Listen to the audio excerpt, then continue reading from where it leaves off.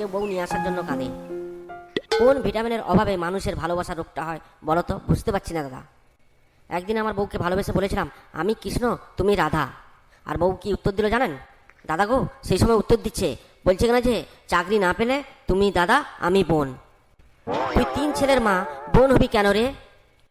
তুই 3 ছেলের মা বোন হবি কেন গো?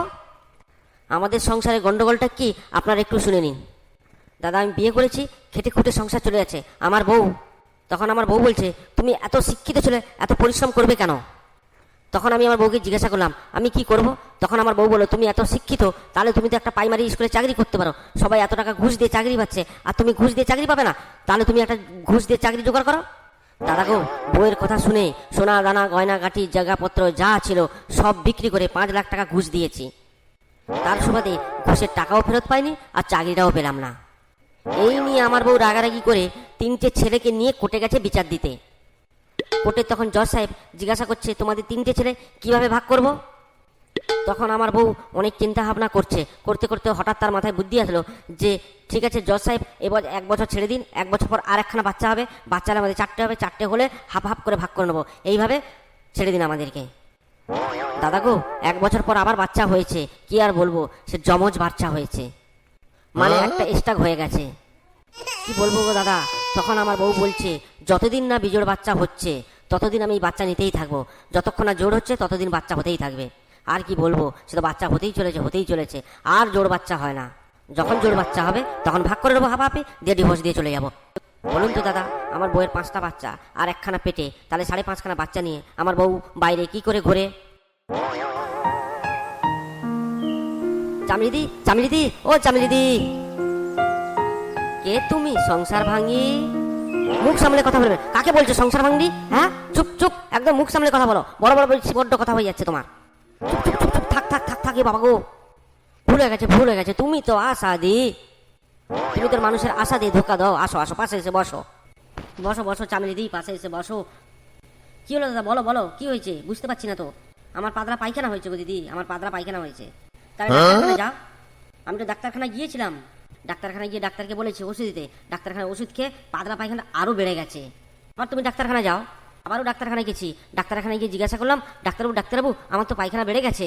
ডাক্তারবাবু এটা হোমিওপ্যাথি ওষুধ, এইখানে প্রথম বাড়ানো হয় তারপরে কমানো হয়। কি হলো? আবার ছুটে গেলাম এলোপ্যাথি ডাক্তারের কাছে, সেই ডাক্তারবাবু আবার ওষুধ দিল। ডাক্তারবাবু ভিতর থেকে কম্পাউন্ডারকে বলে দিল ওই 15 নম্বর ওষুধটা দিয়ে দে। তারপর কি হলো, 15 নম্বর ওষুধটা তো খেয়ে নিলাম। সেই ওষুধ খাওয়ার পর পায়খানা আর হয় না, আর যায় না, মধ্যেখানে আটকে গেছে। তারপর কি হলো, আবার ধাই করে ছুটে গেলাম ডাক্তারের কাছে। ডাক্তারবাবুকে জিজ্ঞাসা করলাম ডাক্তারবাবু আমার তো পায়খানা বেরোয় না আর ঢোকেও না, মধ্যেখানে আটকে গেছে। তারপর কি হলো? তখন তার ডাক্তারবাবু কম্পাউন্ডারকে জিজ্ঞাসা করছে তুমি কি ওকে 15 নম্বর ওষুধ দাওনি? তখন কম্পাউন্ডার বলছে 15 নম্বর ওষুধ ছিল না, 9 নম্বর আর 6 নম্বর দুটো মিশিয়ে 15 নম্বর করে দিয়েছি। 9 নম্বর ছিল ঢোকানোর আর 6 নম্বর ছিল বেরোনোর, দুটো মিলিয়ে করে দিয়েছে, তাই এখানে আটকে গেছে, ঢোকে না আর বেরোয়ও না। তারপর সেই 9 নম্বর ছিল আসার আর 6 নম্বর ছিল যাওয়ার, দুটোর মধ্যখানে ধাক্কা লেগে আটকে গেছে। দাদা তোমার তো সকাল থেকে শরীরটা খারাপ, কিছু খাওয়া দাওয়া করেছো? আরে আগে সে লাইনটা খোলো, তারপরে খাওয়া দাওয়া করবো। হ্যাঁ উঠেছি, উঠে এবার রুটিতে মধু মাখানো আছে, মধু দিয়ে রুটি খাবো। তুমি কি রুটি খাবে? মধু মাখানো আছে, তোমাকে দেবো নাকি রুটি মধু দিয়ে খাবে? আমি রুটি খাবো না দাদা, আমি রুটি খাবো না, কারোর মুখের জিনিস খাই না। রুটিতে আমি এখনো মুখ দিইনি তো। দাদা রুটিতে তো দুধ মাখানো আছে, আর মধু মৌমাছি মুখ দিয়ে নিয়ে আসে, এই সুবাদে আমি কারোর মুখের জিনিস খাই না। তাহলে তুমি কারোর মুখের জিনিস খাও না, তাহলে ডিম ভেজে দিই, ডিম ভাজা খাও। না আমি ডিম ভাজা খাই না, ডিম তো আর মুরগির মুখ থেকে বেরোয় না। না ডিমের যা দাম, ডিম আর ভাজতে হবে না, ডিম আমি খাবো না। না ডিমের দাম প্রচুর, 10 টাকা পিস। কেন বলুন তো ডিমের দাম বাড়া? কেন ডিমের দাম বাড়া? এখনকার মুরগি তার নর্মালে ডিম পারতে পারে না, তাদেরকে সিজার করে ডিম পাড়ানো হয়। সে কি? ওই জন্য তো এক একটা ডিমের দাম 10 টাকা 12 টাকা করে হয়ে গেছে। আমাদের ওইদিকে তো মুরগির ডিমগুলোর দাম অনেক কম, 5 টাকা 6 টাকা 7 টাকা। কি বলছো? তাহলে তোমাদের মুরগিগুলোর চরিত্র ভালো না? এসব বাদ দাও। আমার চামেলিদিকে প্রচুর দরকার। চামেলি তো ঘরে নেই। না চামেলিদিকে লাগবে, তুমি ওকে ডাকো। বাড়িতে নেই। তাহলে ওকে ফোন দাও। আমার কাছে ফোন আছে, বড় ফোন আছে, কিন্তু আমি ফোন করতে পারবো না। কেন? যাদের কাছে বড় ফোন আছে তাদের এই ফোন করা বহু সমস্যা, কারণ তারা এই ফোনের মধ্যে ফেস লক, স্ক্রিন লক এইসব করে বসে থাকে। তো আমি সেই সময় আমার দাঁতের ছবি দিয়ে আমি আমার মোবাইলটাকে লক করে ফেলেছিলাম। তারপর কি হলো, আমি তো 32টা দাঁত পাটি বার করিয়ে ফেস লক করেছিলাম, কিন্তু এখন কি হয়েছে, দুটো দাঁত ভেঙে গেছে, তার জন্য আর লকটা খুলছে না। দাদা শোনো, তুমি দোকানে গিয়ে সফটওয়্যার মারলে তো ফোনটা খুলে যাবে। হ্যাঁ, দোকানে তো যাবো, আমার এই যে অসুখ ভালো হলে তো সময় পেলে তো দোকানে যাবো, তারপরে তো ফেস লকটা খুলবো। এই বলতে বলতে ফোন করেছে, কথা বলো, ওকে আসতে বলো। হ্যালো হ্যালো, হ্যাঁ হ্যালো হ্যালো, বলো কি বলছিলে বলো। হ্যাঁ হ্যালো, আমি বলছি তুমি বাড়ি আসো তাড়াতাড়ি, চামেলি এসছে, তোমাকে খোঁজ করছে। আমি তো এখন ভূতের কাছে রয়েছি, আমি তো যেতে পারবো না, তুমি চামেলি দিকে বলে চলে যেতে। আরে না আসলে হবে কি করে, এখানে প্রচুর বৃষ্টি হচ্ছে, তার জন্য আমি যেতে পারলাম না, আমি ভূতের কাছে থেকে গেলাম। আমি আজকে যাবো না, কালকে যাবো। দেখেছো আমার বইয়ের কাণ্ড কারখানা দেখেছো, সে এখন ভূতের বাড়িতে রাত কাটাবে, কাল সকালে আসবে। হুম, দেখো কাণ্ড, ওর পেটের মধ্যে বাচ্চা রয়েছে তবুও ও ভূতের বাড়িতে থাকবে, দেখেছো কি কাণ্ড দেখেছো। আমিও ভাবছি ওর পেটে এমন বান মারবো, ও এক্ষুনি দৌড়ে দৌড়ে ছুটে চলে আসবে। মারো, এক্ষুনি মারো। দেখো তুমি শোনো, এমন কি বলি, ও এক্ষুনি দৌড়ে দৌড়ে ছুটে চলে আসবে। বলো, ভূতর বউ ভূতর খোঁজে আমার বাড়িতে এসেছে, ভূতকে বলে দিও ওর বউ আমার কাছে রয়েছে, আমার কাছে রাত্রটুকু কাটাবে, বৃষ্টি কমে গেলে কালকে সকালে বাড়ি চলে যাবে, এই কথাটা তুমি ভূতকে জানিয়ে দিও। হ্যাঁ হ্যাঁ হ্যাঁ, এখানে বৃষ্টি নেই, চারদিকে রোদ্দুর বেরিয়েছে, আর ওখানে বৃষ্টি হচ্ছে। আসছি অল আউট, তোর ব্যবস্থা আমি করছি। এমন বান মারার মেরেছি, ও ঠিকরিয়ে চারদিকে ছুটতে চলে আসবো। ওই দেখো চলে এসছে। কই রে হত ছাড়া বেয়াদবের বাচ্চা বেয়াদব, তুই আমাকে এখানে বৃষ্টি হচ্ছে দেখাচ্ছিস, ভূতর বই এসছে তোর বাড়িতে। এইখানে আকাশ ভালো আছে আর চারদিকে বৃষ্টি হচ্ছে, হ্যাঁ তোর ভূতর বইয়ের সাথে ফোস্ট করা, তোর ব্যবস্থা করবো আমি, শুনছি এক্ষুনি, তোকে দেখাচ্ছি মজা। এ কি আশাদি, তুমি কখন এসছো? চামেলি দিদি, এই কিছুক্ষণ হলো আমি এসেছি।